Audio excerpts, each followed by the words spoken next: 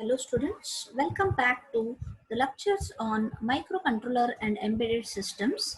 Today we are going to discuss about fourth module topic, that is computational models in embedded design. So one of the important concept is what models are used for embedded system design. So we can look at these are some of the models which are used in embedded design. So six commonly used computational models are discussed here. One is data flow graph model, other is control data flow graph model, third is state machine model, fourth is sequential program model, fifth concurrent process model, and sixth is object oriented model. So these are some of the commonly used computational models. So let's discuss about all these one after the other. Okay, so on to the first called as data flow graph model. So this model is data driven model. Execution of the program here is determined by the data. The operation of data will be represented using circle and flow of data is represented using arrows. You can see in the figure, here you can see you have the data. Different types of data are available. A is a data, B is a data, and C also is a data. Okay, as I told, data are arrowed towards. So the representation, that is flow of the data, is represented using this arrow. A is moved towards this circle, right? B again is the data which will be inputted to this circle. Then what the circle is, as I told, circle is used to represent the operation. See here you can see what type of operation, any operation which we need to operate. So if I want to add up A and B, I'll be using summation. If I want to subtract or if I want to multiply, any operation which I want to do on some data, okay, that is performed by, and that is represented within the circle, and this is plus symbol which is representing. You can see this. So A is inputted, B is inputted to this circle. So what happens now? A plus B is the operation which is carried out. What is this X then? This is an output which is collected after the operation is performed. A plus B is now equated to what? X. So what operation we did by this? X is equal to A plus B, right? So now what is next, what we are doing is C is inputted, X is inputted to one more circle, and that circle is nothing but operation which is performed on the other two inputs X and C, right? So what I am doing here, subtraction, maybe any other operation. As an example, we have taken X minus C is the operation which is performed, and this is outputted as Y. You can see here, this is Y. So what is Y then? Y is nothing but X minus C. What is X then? A plus B. So what is Y? Y is nothing but A plus B minus C, right? So this is the operation which is carried out in this data flow graph model. Next, we'll go to the other model. This model is named as control data flow graph model. What is the change here? We just discuss about C. In data flow graph model, one of the drawback is we can't have control operations done in data flow graph model, which means conditional execution cannot be represented using the data flow graph model. Hence, we are using an advanced data flow graph model called as control data flow graph model. It involves the control operations. Now we consider the implementation of some expression. That is, we'll check if the flag is 1, then X is equal to A plus B has to be done. If this flag is 0, then Y should be A minus B. So what is to be done now? Flag bit has to be checked. So this is the conditional what we are checking. This is the condition. So what condition we are checking? Flag, is it 1 or 0? Where we have to include this? It can be included within this diamond block. See, this block should be in diamond shape, wherein diamond shaped block is used to check the conditions. So flag is the condition that I am checking. Depending on the condition, I am performing two different operations. If flag is 1, what I am performing? I'm performing A plus B and restore the result in X. If flag is 0, what I'm doing? A minus B I'm doing and storing it in Y. So now what we'll do? Flag is equal to 1. This will be implemented within a diamond block, right? Next, if it is yes, see here, if it is true, what will be done? Plus will be done. Plus means A is added with B and it is outputted. You can see in the graph, you can see flag is 1. If it is true, A plus B is performed and it is given to the output. See, it is given as the output. Next, if it is not true, if it is false, if flag is not true, if it is false, see what happens? If it is false, we are taking again the same inputs. A is given here, you can see in the graph. B here, see, it's also given to the minus circle. A minus B will be done and that will be outputted. So depending on the condition, that is flag, if flag is 1, what happens? A plus B will be the output. If flag is 0, what happens? A minus B will be the output. This is how implementation is done in control data flow graph. Okay, so next what we have to discuss, the third model. See, this type of model, what type of model? State machine model. The third model is what? State machine model. So this type of model is used for event driven embedded systems, where in which type of embedded systems we are making use of? In event driven embedded systems we are making use of this model. This model describes the system behavior with states, events, actions and transitions. State represents current situation. Then event means event is input to the state. This event will stimulate the state transition. What is transition then? Transition is nothing but movement from one state to another state. Then action is what? Action is the activity to be performed. So this model describes what all? The behavior with states, events, actions and transitions. So state is nothing but current situation. Event is nothing but the one which stimulate the transition of the states. Then action is performed. Okay. Now let's discuss state machine model.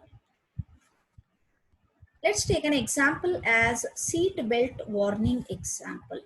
In this example, when the vehicle is turned on, seat belt is to be fastened. Within 10 seconds, seat belt has to be on, or the person has to wear the seat belt. If not, if seat belt is not fastened, then alarm signal has to be generated. For 5 seconds, this alarm will have to go on. This alarm is turned off. When it will be turned off? Either after time is over, that is after completion of 5 seconds, it will turn off, or if the passenger fastens the belt, it will turn off, or if the ignition key is off, then it will turn off the alarm. So this can be seen here in the diagram. You can see here. See, this is alarm on, this is alarm off, and this is waiting. First what happens? Ignition key is on. When ignition key gets on, it waits for some seconds. How many seconds? That may be depending on the program. I can set it. Assume we take it as 10 seconds. So after ignition key turns on, it waits for 10 seconds. It is in the state, which state? Waiting state, right? So what should happen? Now after turning on the key, person has to wear the belt. Seat belt has to be on. It will check for whether seat belt is on. If yes, then what is to be done? Nothing happens. If seat belt is not on, then what happens? If it is not on, then alarm will be on. After waiting time 10 seconds, if seat belt is not on, then it moves to one more state called as alarm on. So alarm starts to ring. Then when it should stop? Either by alarm time expiry. Assume I have set 5 seconds as alarm time. So after expiry of that time, it will move to one more state called as alarm off. Or when seat belt is on, if seat belt is worn by the person, then alarm will turn off. Or if ignition key is off, then alarm will be sent to a state called as alarm off. Okay. So this is how state transitions take place. Okay. state machine model graph for an example of seat belt warning system is shown here. Okay, waiting state. If waited for 10 seconds, if seat belt is not on, then alarm starts. Alarm will turn to off state either on the three conditions. So this is all about FSM model for automatic seat belt warning system. Okay, next we move to the other model. Which model it is? Yes, sequential program model. Fine, again the same example is taken, seat belt warning system. See, just a second. Yes, tools used for sequential program model is flowchart. By looking at this, you may be getting what is this? It's a flowchart, right? Already we have studied about this flowchart representation. Different programs we have written, started from C language itself, we have written the flowchart for different programs, right? So take the same example of seat belt warning system. If the ignition key is on, see first what we are doing, if the ignition key is on, wait for 10 seconds. After waiting for 10 seconds, again if this ignition key is on, that condition will be checked. Okay, here it is not checked. Ignition key is turned on. It is a process what is taking place, but here is the condition. Is it on again after 10 seconds? If yes, it is on, then seat belt whether it is on. If yes, what happens? Nothing, end. Okay, if no, here if it is no, then alarm starts and timer will be set for 5 seconds, isn't it? So after 5 seconds it has to be off. So what it does, ignition is on, is it on? And if seat belt is on, if both are yes, what it does? Yes, if both are yes, see, ignition is on, yes, it checks whether seat belt is on. If it is yes, then what happens? Stop the alarm. Okay, or else ignition is on, yes. If seat belt is not on, if the person has not worn the belt, then what it does? If no, then it waits for the time to expire. If time has expired, if yes, then stop the alarm. If time has not yet expired, again it goes on checking whether ignition is on, whether seat belt is on, likewise. So this alarm will stop upon again the same three conditions. One is either by timer expiry, or if the seat belt is on, or if the ignition is off. Okay, so this is all which is studied or about sequential program model graph. So next we move to the next model. Which model it is? Yes, it is concurrent process model, where the tasks or processes are executed concurrently, not sequentially. I'm not executing all the tasks one after the other sequentially. What I'm doing here is, the name itself is telling I'm executing the tasks concurrently. Okay, so sequential execution is leading to poor processor utilization. So by concurrent execution of tasks, utilization of the processor can be made high, but it requires additional overhead. What type of overhead? Maybe task scheduling, synchronization of the task, communication between the tasks, etc. All these are the overheads, additional overheads which are to be managed. Okay, taking the same example of seat belt warning. Okay, this same example again, this main task here, it's divided into how many subtasks? Yes, you can look at 1, 2, 3, 4, 5. Okay, so 1, 2, 3, 4 and 5.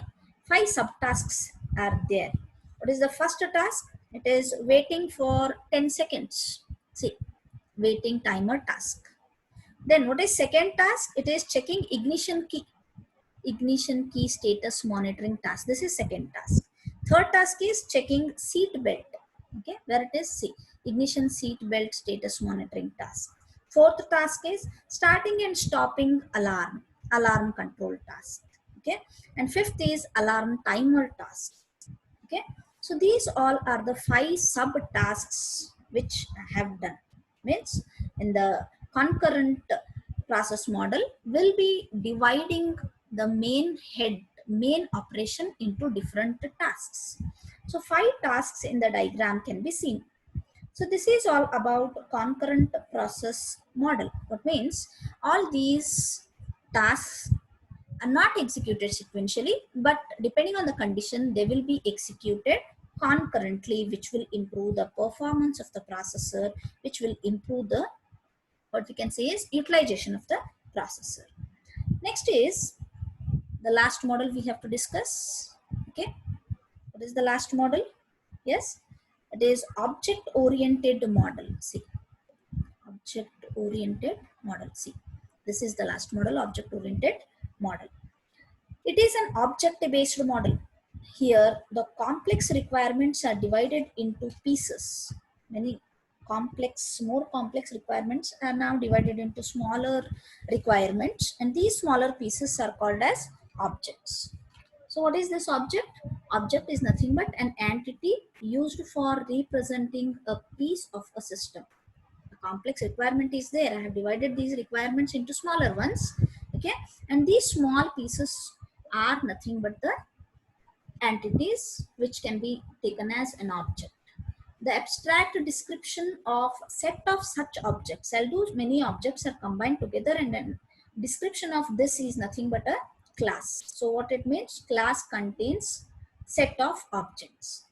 It is a blueprint of object. Which one? Class is the blueprint of object. The member functions of the class are private, public, or protected. I'm having 3 members: private, public, and protected. Private means private variables or functions.